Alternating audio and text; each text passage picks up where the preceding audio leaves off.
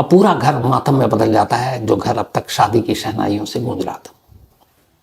Police की team आती है, पुलिस तफ्तीश शुरू करती है, बयान लेती है, तो पता चला कि दरवाज़ा तोड़ा गया था। जो विटनेस थे उन्होंने बताया कि दरवाजे की कुंडी अंदर से बंद थी। तो लोगों के बयान और दरवाज़ा तोड़ने की कहानी के बाद पुलिस ये मानकर चलती है कि बाहर से कोई अंदर गया नहीं, जो कुछ हुआ अंदर में ही हुआ, यानी दो लोगों के बीच में, यानी दूल्हा और दुल्हन के बीच में। अब पुलिस इधर पोस्टमार्टम रिपोर्ट का इंतजार कर रही है। इत्तेफाक से पोस्टमार्टम रिपोर्ट आज ही आई। जब पोस्टमार्टम रिपोर्ट आई तो उसमें कहानी कुछ और निकली। पोस्टमार्टम रिपोर्ट के हिसाब से शिवानी को गला घोट कर मारा गया, यानी उसका कत्ल हुआ है, और प्रदीप की मौत हैंगिंग से हुई है, यानी उस घर में एक कत्ल हुआ और एक ने जान दी। अब इसके पीछे की वजह क्या हो सकती है, पुलिस ये जानने की कोशिश करने लगी। उधर हिमानी के घर वालों को भी, माफ कीजिएगा, शिवानी के घर वालों को भी खबर दे दी गई। शिवानी भी पहुंची, उनके घर वाले। अब वो सारी चीज़ें पुलिस पूछताछ कर रही है। पूछताछ में एक चीज़ जो सामने है वो ये कि दोनों ही घर में से किसी को कोई शक नहीं। शिवानी की माँ ने कहा कि वो बहुत खुश थी, बहुत अच्छे से विदाई हुई, शादी बहुत अच्छे से हुई। इधर प्रदीप के घर वालों का ये कहना था कि प्रदीप अपनी शादी को लेकर बहुत खुश था। जो वीडियो तस्वीरें सामने आई उसमें ये था कि जब बारात पहुंची वहां तो प्रदीप नाचने वालों में सबसे आगे था। दोनों दूल्हा दुल्हन ने खूब सारी तस्वीरें खिंचाई, दोनों तस्वीरों में खुश नजर आ रहे हैं, वीडियो में खुश नजर आ रहे हैं। 1 साल पहले रिश्ता तय हुआ था, दोनों खूब बातें करते थे, यहाँ तक कि शादी को लेकर दोनों बहुत एक्साइटेड थे। मतलब हर एक, जो भी एक शख्स ऐसा नहीं मिला जो ये बताए कि दोनों नाखुश थे।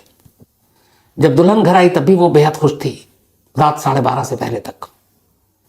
तो फिर रात 12:30 बजे कमरे में जाने के बाद ऐसा क्या हुआ कि सुबह उस कमरे से दूल्हा और दुल्हन की लाश मिली। अब पुलिस इसी तफ्तीश में जुट गई, जांच चलती रही, लेकिन ऐसा कोई सुराग, सबूत और मोटिव पुलिस के सामने नहीं था। लिहाजा पुलिस ने अपनी इस जांच को 2-3 एंगल के जरिए आगे बढ़ाने का फैसला किया।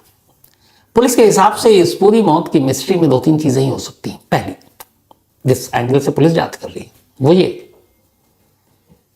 कि कुछ तो ऐसा हुआ जिसमें शायद दोनों ने अपनी मर्जी से जान दी। अब मर्जी से जान देने के लिए फिर पोस्टमार्टम रिपोर्ट के हिसाब से शिवानी का गला क्यों घोटा गया, तो पुलिस का कहना है कि शायद इसमें शिवानी ने अपनी रजामंदी दे दी कि ठीक है तुम पहले मुझे मार दो फिर तुम खुद मर जाओ। तो उसी के कहने पर शिवानी का गला घोट दिया प्रदीप ने और फिर खुद मर गया। तो पहला एंगल ये हो सकता है। दूसरा एंगल ये है कि शिवानी का कत्ल प्रदीप ने किया और फिर पकड़ा ना जाए या कुछ और ना हो, शर्म के मारे, शादी का घर, इसलिए उसने अपनी जान दे दी। तीसरा एंगल ये है कि चूंकि जब पुलिस पहुंची तो घर का दरवाजा टूट चुका था और घर वालों के हिसाब से दरवाजा अंदर से बंद था, लेकिन दरवाजा टूटा हुआ, अब कैसे ये सबूत मिले कि इस दरवाजे को जब तोड़ा गया तभी ये टूटा, या क्या कोई बाहरी शख्स उस कमरे के अंदर गया और फिर जो घर में मौजूद लोग हैं उन्हीं में से वो एक कातिल हो जिसने दरवाजे को तोड़ने में भी रोल प्ले किया ताकि सच्चाई सामने ना आए। तो ये अलग एंगल है, लेकिन सवाल ये कि मोटिव कहाँ है, क्योंकि हर कत्ल, हर क्राइम का एक मोटिव होता है, इसमें मकसद कहाँ है। तो पुलिस ने दोनों के मोबाइल और कॉल डिटेल निकाले और उनके कॉल डिटेल, चैट्स, व्हाट्सएप, बाकी जो भी सोशल मीडिया की चीजें हैं उनको, उनकी पड़ताल कर रही है कि कहीं इन दोनों की मौत के पीछे कोई तीसरा या तीसरी तो नहीं है और वो सच्चाई सुहागरात के दिन खुली।